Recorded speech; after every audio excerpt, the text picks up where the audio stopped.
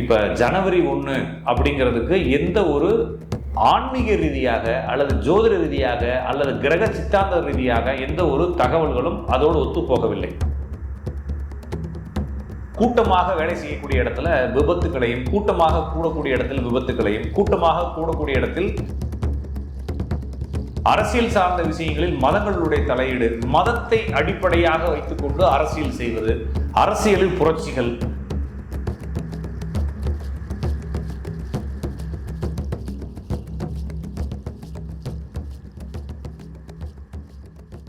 இப்ப 2026 ஒவ்வொரு ஆண்டுகளும் துவங்கும் பொழுது மக்களுக்கு இந்த ஆண்டாச்சும் நம்மளுக்கு விடிஞ்சிடாதா? இப்போ ஒவ்வொரு மாசமும் சங்கராந்தின்னு சொல்றாங்க. சங்கராந்தின்னா என்னன்னா, சங்கரன்னா சூரியன். அந்த சூரியன் முதல் நாள் எடுத்து வைக்குது. எங்க எடுத்து வைக்குது? அது சுற்றி, அது அங்கே தான் நிற்குது. நம்ம தான் சுற்றிட்டு இருக்கோம். இருந்தாலும் நம்பிக்கை. அப்போ ஒவ்வொரு மாதத்தினுடைய முதல் நாள் ஒரு நல்ல துவக்கமா இருக்கணும். இந்த மாசம் உருப்பிட்டுறணும், இந்த மாசம் நம்மளுக்கு பிரச்சனை வந்துடக்கூடாது, இந்த மாசத்தை எப்படியாச்சும் கடத்திடணும், சந்தோஷமாக்கிடணும் ஒரு ஆசை. அதனால மகர சங்கராந்தி, மிதுன சங்கராந்தி, ரிஷப சங்கராந்தின்னு சங்கராந்திகளை கொண்டாடுறாங்க. அதுதான் தைப்பொங்கல் அதெல்லாம் சொல்றாங்க. அப்போ அது போல வருஷ பயிற்சி, அப்போ தமிழ் வருட பயிற்சி, வார பயிற்சி, ஏதாச்சும் ஒன்று பேசுறாங்க. அப்போ தமிழ் வருட பயிற்சி போல ஆங்கில வருட பயிற்சிக்கு எந்த ஒரு ஜாதக ரீதியாக அல்லது இந்த கால கணித ரீதியாக எந்த ஒரு அடிப்படை கூறுகளும் இல்லை. நான் சொல்றது புரிஞ்சுக்கோங்க. இப்போ ஜனவரி 1 அப்படிங்கிறதுக்கு எந்த ஒரு ஆன்மீக ரீதியாக அல்லது ஜோதிட ரீதியாக அல்லது கிரக சித்தாந்த ரீதியாக எந்த ஒரு தகவல்களும் அதோடு ஒத்து போகவில்லை. அப்போ இது பியூரா அந்நிய நாட்டினுடைய மத அடிப்படையில், வெளிநாட்டினுடைய மத அடிப்படையில், அந்த மதத்தினுடைய தீர்க்க தரிசி தோன்றியதனுடைய அடிப்படையில் இது கிரிகோரியன் அப்படிங்கக்கூடிய சிஸ்டத்திலிருந்து வந்தது.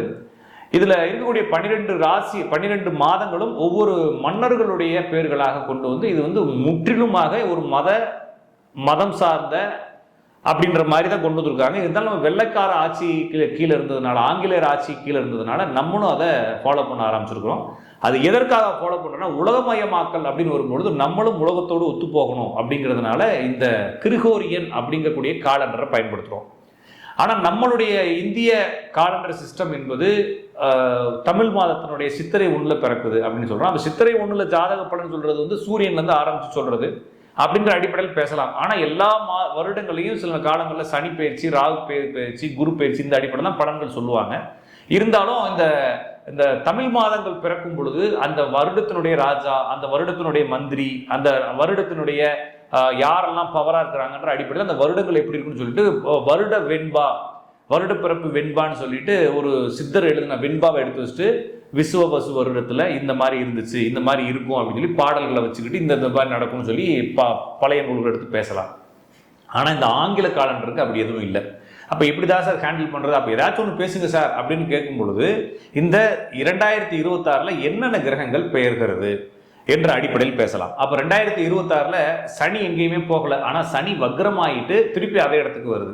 ராகு கேது பயிற்சியிலையுமே பெருசா மாற்றங்கள் இல்லை.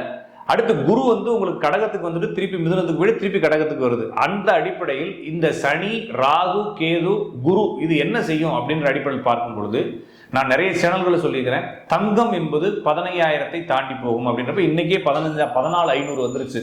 அப்ப தங்கத்தினுடைய விலை உயர்வு காரணம் மீனம் என்பது தங்கம், அங்க சனி இருக்கு. சனி வக்ரமாக போகுது. இன்னொரு 2-3 மாசத்துல ஜூன் ஜூலைல 1000 அப்படிங்கிறப்ப ஒரு மார்ச் ஏப்ரல் கடந்து ஒரு ஜூன் ஜூலை நெருக்கி வரும்போது அந்த சனி பியூர் வக்ரமாகிறப்ப அது இன்னுமே கொஞ்சம் கூட்டி விட்டு கொஞ்சம் குறையும். அப்ப இன்னும் கொஞ்சம் கூடும்.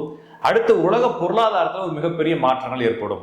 உலக பொருளாதார மாற்றம்னா சனி மீனராசி என்பது உலக பொருளாதாரம், அங்க மாற்றத்தை கொடுக்கும். ராகு என்பது மகர ராசியில, கும்பராசியில் இருக்கிறதுனால கூட்டமாக வேலை செய்யக்கூடிய இடத்துல விபத்துகளையும், கூட்டமாக கூடக்கூடிய இடத்தில் விபத்துகளையும், கூட்டமாக கூடக்கூடிய இடத்தில் சில அசம்பாவிதங்களையும் நடத்தும். அப்ப கூட்டமாக வேலை செய்யக்கூடிய நிறுவனங்கள்ல வேலை இழப்புகளையும், தொழிற்சாலைகள்ல சில விபத்துகளையும் ஆபத்துகளையும் ஏற்படுத்தும் என்ற அடிப்படையில் பார்க்கலாம். இங்க கேது சிம்மராசியில் இருப்பது உங்களுக்கு ஆன்மீகம் சார்ந்த அரசியல் சார்ந்த விஷயங்களில் மதங்களுடைய தலையீடு, மதத்தை அடிப்படையாக வைத்துக்கொண்டு அரசியல் செய்வது, அரசியலில் புரட்சிகள் அல்லது புதிய ஜனநாயக முறை, இது மாதிரி ஏதாச்சும் ஒரு மாற்றங்கள் இந்த 2026, 27 பாதி வரைக்கும் நிகழ்த்தும்னு பார்க்கலாம்.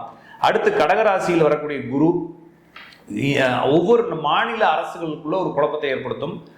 நிறைய அவமானங்கள், நிறைய குழப்பங்கள், அதுக்கப்புறமா அந்த பாலியல் துன்புறுத்தல்கள், அது சம்பந்தமான சட்டப்பூர்வமான மாற்றங்கள் இதெல்லாம் ஏற்படும்.